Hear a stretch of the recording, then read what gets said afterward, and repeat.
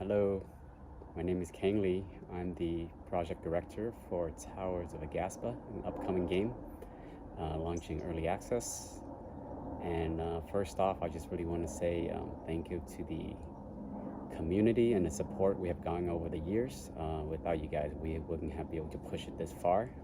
All of the positive and warm comments has really helped us to get us all the way from prototype to the funding stages, and now many years later finally to early access. We're so excited and nervous to sort of share this experience with you. So why early access?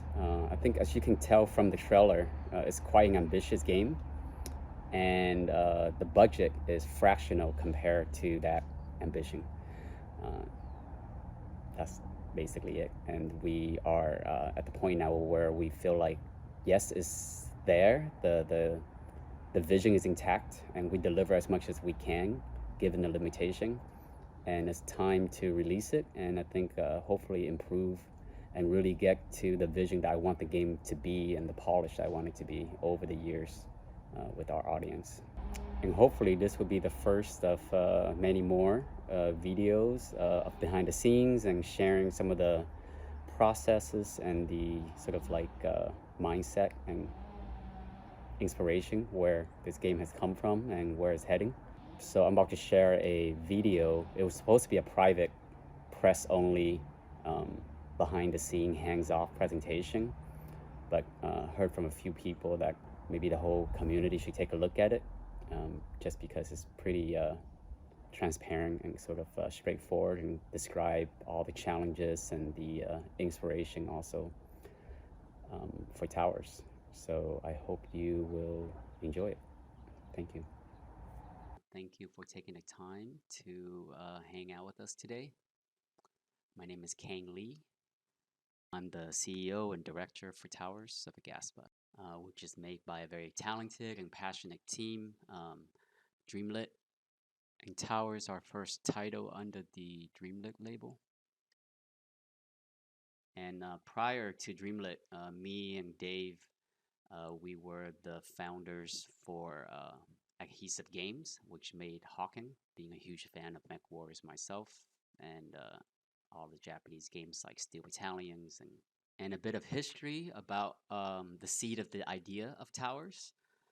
It was actually, I wanted to make this game even before Hawken, so the original idea was back in 2009. It was the early days of Minecraft, and I thought the gameplay was just so fresh, right? That was before all the survival games that came out. It just felt like the idea of just utilizing resources in the world to build and have the sandbox experience just was just so cool to me. But as an illustrator, concept artist, the blocky shapes of it was not really something I'm into. Imagine what kind of game that I can use that kind of mechanic, but from a visual inspiration source like Shadow Colossus and animation from Ghibli like Nausicaa or Princess Mononoke. Actually, a prototype of Towers as a 2D side scroller, which I hope to share someday. It's actually pretty fun to look at. You've made like little character models and all the parallax graphics and stuff. Nausicaa being probably the biggest influence from Ghibli films. I mean, all their films are inspiring. I don't know if you know, but even Zelda Breath of the Wild, all of those games are inspired by Ghibli films. There's a sense of flight. You can see the windmills, the big creatures, the strange forest, the sort of like the harvesting that the girl is doing here with getting the spores, and I just love that world. It feels like a place I want to explore and live in. Here are some very early concept back in 2009. You can see I didn't even finish some of them. They're just kind of like very quick ideas. Um, I love the idea of the Mario game where you're kind of gliding down with your cape. Um, so you got to remember this is before Zelda Breath of the Wild came out. So the original idea was that you're like this forest being with almost having a squirrel flying squirrel-like wings to glide down from trees to trees and climbing them. This element of freedom of movement, of flying around, gliding around, um, has always been the main inspiration or the main excitement for Towers for me. And also the strange creatures, as you see here, this sort of like whimsical but almost like dark horror in a way, like a Brian Froud, you know, labyrinth kind of vibe. With this sense of mankind, you know, the hubris of building towers and the destruction of nature and the balance that we have to find.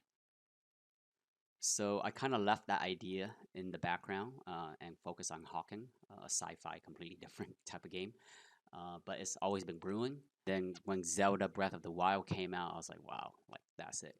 I think an Unreal Engine is time to really make this game. So with the sort of like exploration and discovery gameplay, but mixed with the builder game aspect, it was supposed to be a bit more survival-y, based on Minecraft before.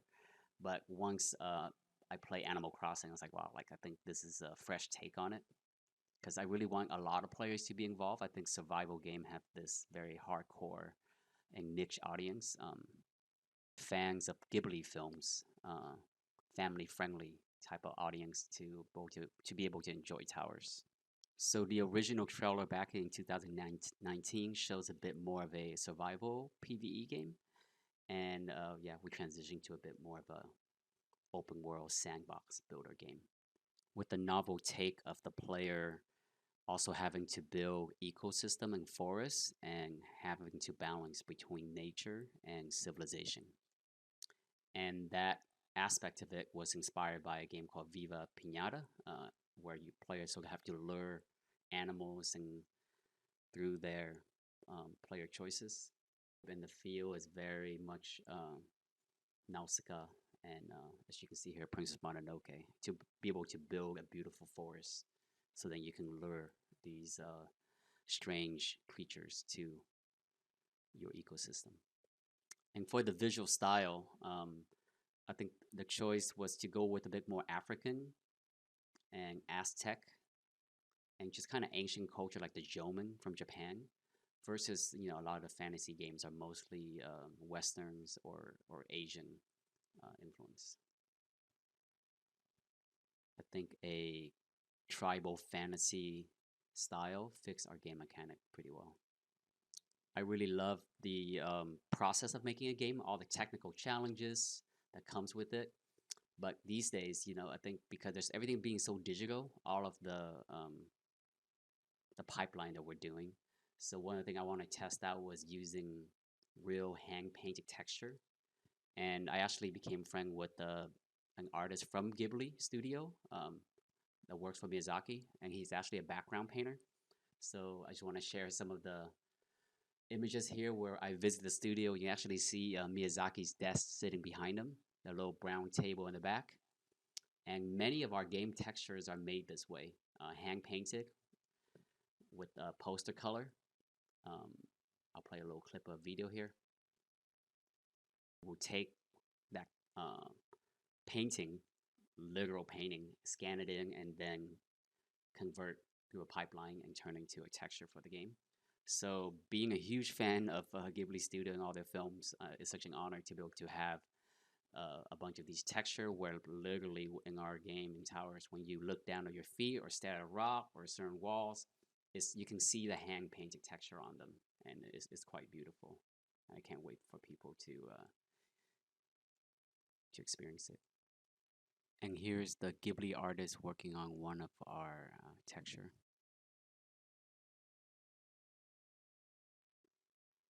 And much of the shots in these videos are captured on PS5 Pro. And I was actually quite shocked of how good it performs because my laptop has a 4080 RTX graphic card, and I'm getting lower frame rate than the PS5 Pro. So I think for graphic parity and just for performance, is quite powerful. And we try to leverage as much of the hardware as we can. So some of the graphic features and things, Cosmin can share in more details at the end of this video. The PS5 Pro also have very fun and interesting features for their controllers, like haptic feedback. And the following is Colin, our audio expert, sharing some of his process for utilizing these cool controller features. We've very widely used rumble in towers, and that's possible because of the excellent rumble dynamics of the PS5 controller. I can give lots of tactile feedback without overwhelming or distracting the player. I've used a combination of sending suitable audio to a rumble audio bus, but I've also been able to create a large set of rumble only audio assets that I've designed for very specific and unique rumble situations on the PS5 controller. For instance, when pulling back the bow, it's very mild and actually ebbs and flows with the bow's tension audio. In towers, we've used ambisonic assets. That, of course, will come alive in a Dolby Atmos setup. But in just standard 5.1, 7.1, or even in Atmos emulation, the places where we've used ambisonics will create a superior audio experience as the camera pans around the 3D space. Like in the shoreline, which uses ambisonic audio, as you move the camera around up and down, the sound of the ebbing and flowing water moves around naturally and sounds amazing, as opposed to just bouncing from speaker to speaker. And the games start on the beach.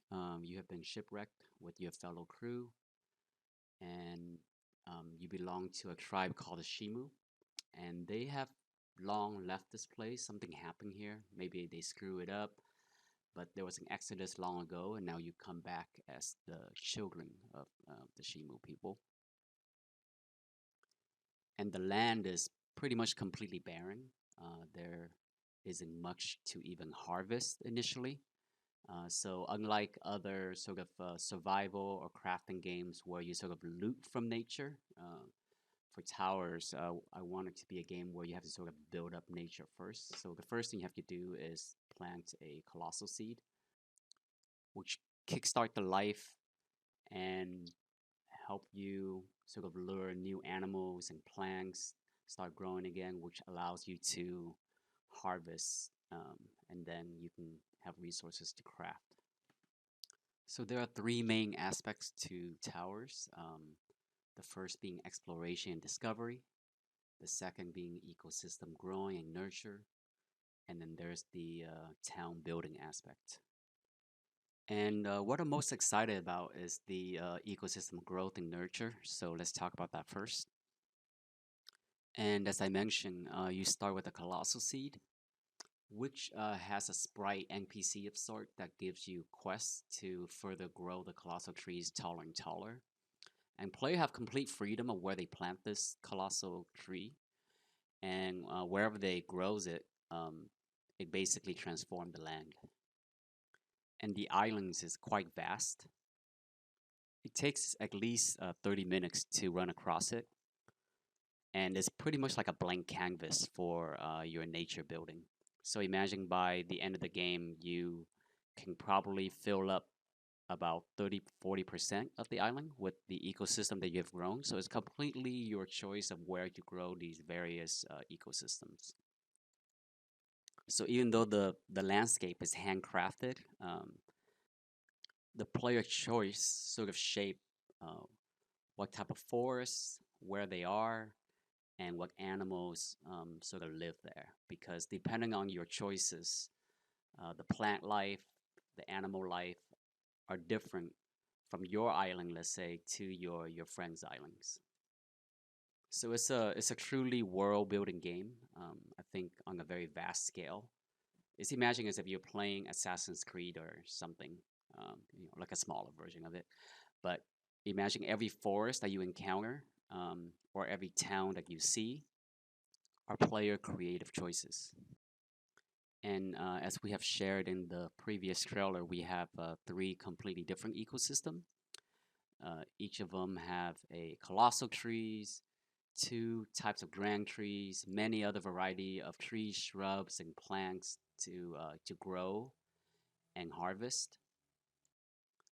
Player will be planting seeds, placing fertilizer to speed up the growth, helping the wounded creatures that lives there, Of course, you can also hunt, or you can be kind and feed the animal. They all have their own preference of food. You can be hunting or you can be nurturing. It's all player choices.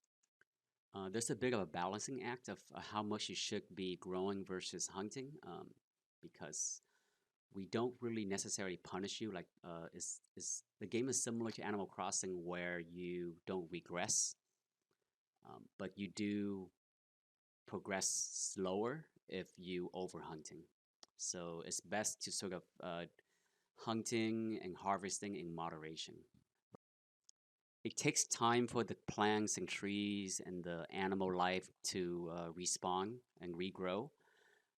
So if you do it in a balanced way, then you will progress the game in a much more optimal manner. And the original inspiration for this is I watched a documentary about how people were able to find water in the desert by sort of they tied up a monkey and they feed it salt to the super thirsty. And once they let the monkey go, it runs to the water hole, right? So it's that sort of elders' knowledge of the land, and I think it would be very fun to do that in this fantasy world. So it's not just like breaking rock or um, cutting down trees, which we do have, but we definitely have a lot of more interesting and unique variety of player actions, like climbing on a creature's back to harvest something from it. Or you come up to a wounded creatures in the forest and you help to heal it, and then it will give a reward. So random quests like that, or just relaxing activities like fishing. But even fishing in our game is not just a typical fishing rod, but uh, we have bow fishing. It's actually one of my favorite activities to do in the game. It's quite relaxing just to stand and look down the water and really keep a focus on a certain fish. And using our tether bow, you can fire at it and yank it out the water. And it's quite fun to have this experience with friends because you could be the one kind of aiming down, and your friend could be the one swimming in the lake to lure the fish to a certain direction. And of course, the fish that you caught are used in recipes, cooking, potions, but you can also use it as a feed to other animals, and it makes them happy when they get a certain type of food that they like. And catching fish also unlocks them in your, we call it Shimu decks, pretty much a Roto decks. And we have over 70 different type of fish. And as I mentioned, the animals doesn't exist in the first place. So as you grow these ecosystem, the fish will be replenished in the lake body nearby. So if your friend pretty much restore a certain eco or grow a certain ecosystem in a different place than you do, then the type of fish that lives there is different than your island. This encourages trading, friends visiting each other's islands. We want to encourage that sort of cooperation and PvE gameplay. And that's just fishing. We have many other activities that player can do in ecosystem. And similar to Zelda Breath of the Wild, you can pretty much climb anywhere. So many of the trees that you grow, you can climb on them. They're quite fun. They all have sort of like very interesting shapes, and they bear fruit. Sometime they give you seeds to grow more plants and trees. So yeah, we definitely encourage that sort of free form jungle gym. You're sort of like a little monkey, climbing around these vast giant trees. So it's pretty fun. And it's definitely prone to a lot of bugs and errors and very difficult technical challenges, but we think it's worth it, and we're going to keep improving it in the DLC.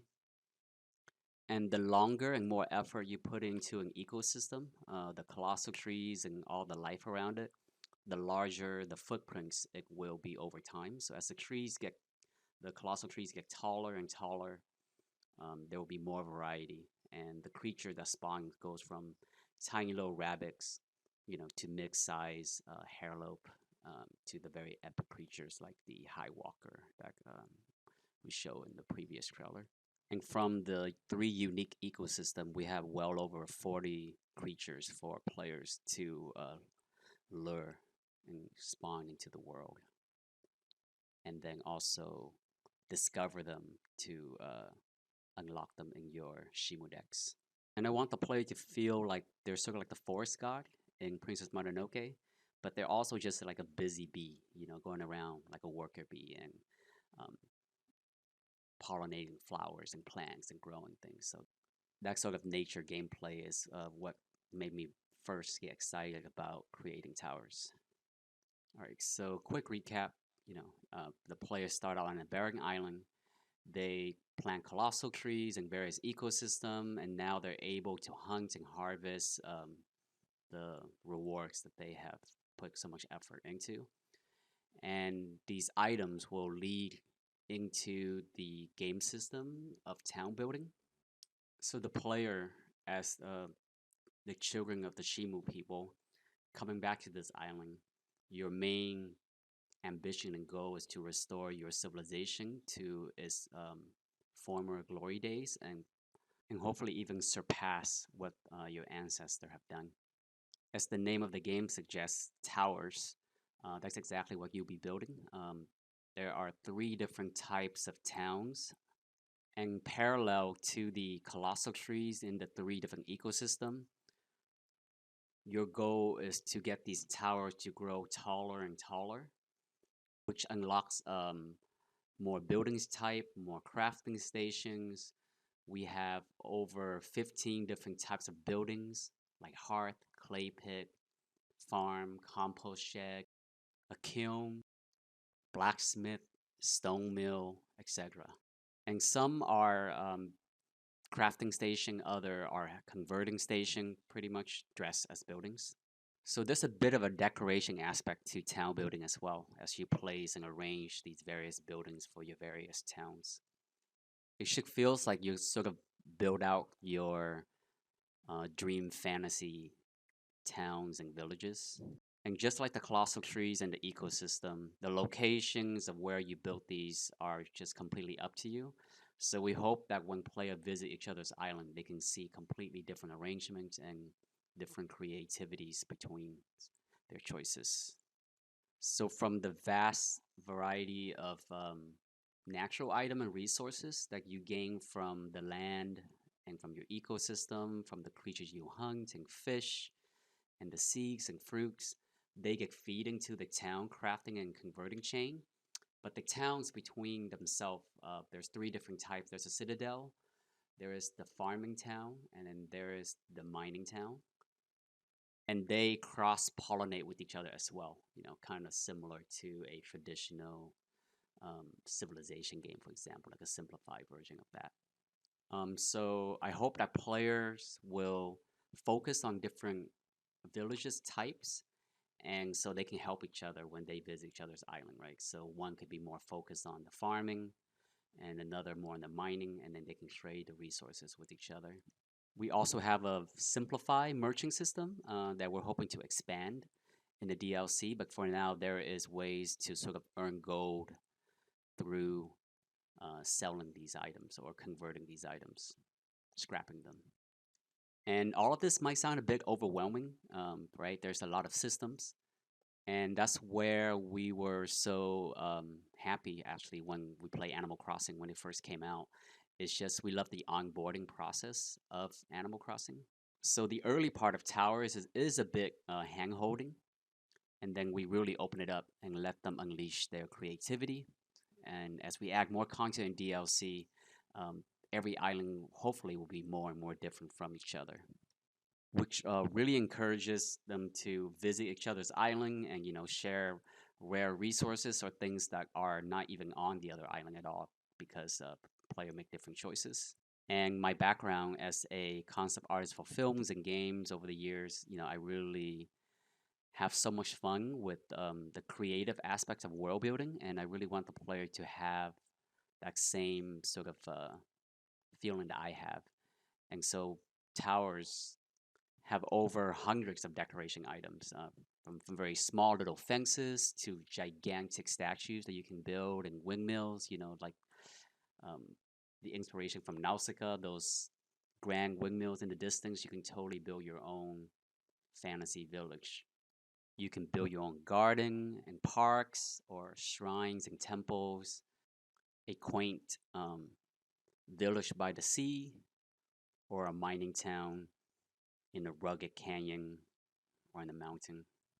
The world is truly your canvas, and I can't wait to see what players come up with. And we hope to give them more creative tools and choices and asset and content in the DLC. All right, so that was a summary of our town building and decoration gameplay. Let's move on to the third piece, which is exploration and discovery. So you might have noticed, the game have that cutesy, uh, whimsical aspect, but then there's also this sort of horror and darker side of it. And inspired by the atmosphere of Princess Mononoke and Shadow of Colossus, we have the Withered Land, which is an area where player cannot build or grow anything. And it's our way of gating the player early on, because one of the most challenging aspects of designing towers is if the world is kind of empty at the beginning, like a blank canvas, it could be very boring. So the player creates the fun, the player creates the ecosystem and build the town. And only from that point on, there's a lot more complexity and interesting choices for the player. So the Witherland allows us to have um, combat fun right from the start. 70% of the island initially is covered by the Witherland, and player will have to unlock or restore these Witherland into the basic biome of the land, which is temperate, tropical, and arid. And from those, you can build the ecosystems with the colossal trees. And each of these Witherland regions or biomes that you have to unlock, it gets progressively harder and more challenging. The enemies gets more dangerous. The items that require for you to restore the Witherland regions gets more difficult to obtain. So the player will unlock the easier Witherland first, build the ecosystem once they restore the land, and then they can build their towns and then get the crafting, the weapons, the potions and thing, and ready for the next difficult Withered regions to unlock. That's the basic loop. Pretty much uncover Withered Land, create your blank canvas, grow ecosystem, grow the town, and get stronger, and then go for the next Withered region to unlock. And you restore Withered region not just through combat, but by completing quests and fill orders for restoring various shrines, ancient shrines, which leads into the next part of this presentation is the lore and the discovery. And working in films, I realized video games actually is a very difficult vehicle to tell stories. Is because you can have a very complicated and dramatic story, saving somebody, there's a urgency to complete a quest in a linear game, for example, and then people just go off and they go fishing. And so is you can be saying something very dramatic on a character, and then I'll be climbing the walls or the statues around them in Assassin's Creed, for example. So the gameplay and the stories are not congruent. So some of my favorite stories in games are actually stories that are from the past that the player now discover, right? Because you can do it through more gameplay mechanics like archaeology, relic discovery. You can find pieces of history, I think, and then that sort of story you sort of create in your head about what happens in the past, and still keep it mysterious and a bit unknown. I like players to use their imagination and kind of make up their own lore of what happened, so they get like only a piece of the story. And they do that through just traversing the vast land, on ruin site, kind of investigate various hints and piece it together slowly of what happened to the Shimu people and why they have left, and all the human drama that went on long ago. And there are many ruins and relics. And as you piece together these relics, you unlock a artifact that you can place in a museum that you built. Games do it through a journal, but I think it's much more interesting to kind of have a physical place for it. As you find these relics piece by piece and unlock more artifacts, you can read about them in the museum. And we have a historian character named Olsen, and she will reward you with recipes. And we put quite a bit of effort into our lore and cinematics. We hope the player will really enjoy the story that we took a hint at them. And it's not like earth shattering, saving the world kind of narrative. I like story that's a bit more ironic, poignant, a little quirky. And you will meet many characters. Some are just part of your crew that comes to the island, and others are just strange inhabitant that still lives here. The forsaken land, the desolate land, until you show up. We look at this early access as just purely just the first chapter, and we hope to keep expanding on the lore and the richness of the history in subsequent DLC. Yeah, so that's the summary of some of the major aspects of Towers. There's still a few other system. Yeah, so one thing being called the Amity System, and I'm actually quite excited about that one. Is basically a currency you gain or lose based on your player choices of being good or bad, which teaches players about moderation, which is, I think, something not encouraged in most of these survival games where it's all about hoarding. And I look forward to share more about it in another video because I think it is one of the more unique and novel aspects of Towers as well, just like our creative harvesting or our ecosystem buildings. So a last bit I want to touch on is just our multiplayer and our social aspect of the game. Obviously, it's a PvE game, and we want to encourage players to work together. But it's not a live ops sort of game, not a dedicated server. It's more similar to Animal Crossing, where every player have their own island, and then you can have 4 visitors to come and visit and enjoy and trade and just sort of check out the other players' creations. And hopefully, players will take on different choices and they go deeper on certain system, which allows them to be more unique in that aspect and be more useful to another player that focus on a different branch. And my hope is if we balance all this correctly, sometime you might even see a creature you have never seen on your island because you haven't gone that far down that other path of ecosystem building. And as we add more and more content in the DLC, we hope this diversify and make more richness in differences between the player choices and what they actually create their islands to be. Okay, so why early access? As you can tell so far, the game is quite ambitious, and our budget is fractional of what it should be for this type of game. It took us a while to get here.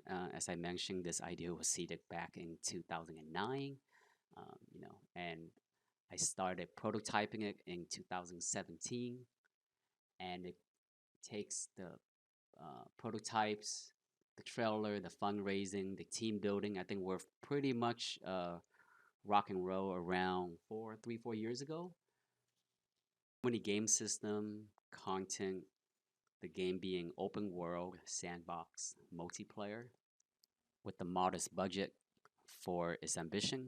I expect on launch, early access, it will have inconsistent of quality in some aspects, bugs, imbalances. There's so much variety of system and content that we couldn't go very deep on them. So we hope to improve all of that with the community over time, fixing the frustration points and developing the game alongside with our audience. We're very grateful for the support so far over the years. We thought people would just pretty much forget about us, but there was a lot of people been waiting, and they've been happy to see all the trailers come out recently. Our Discord is very lively, so we hope you join in. So even though I've been working on this for 7 years now, it feels like it's the beginning. We are all very excited and nervous about the launch. I think the team is working extremely hard, in the next few weeks. And we hope you give us a chance and check out the game. And if budget limitation wasn't an issue, I would have loved to just come out as a 1.0 game and not early access. But the nature of an ambitious game with a very limited budget means I think early access is the best route for us.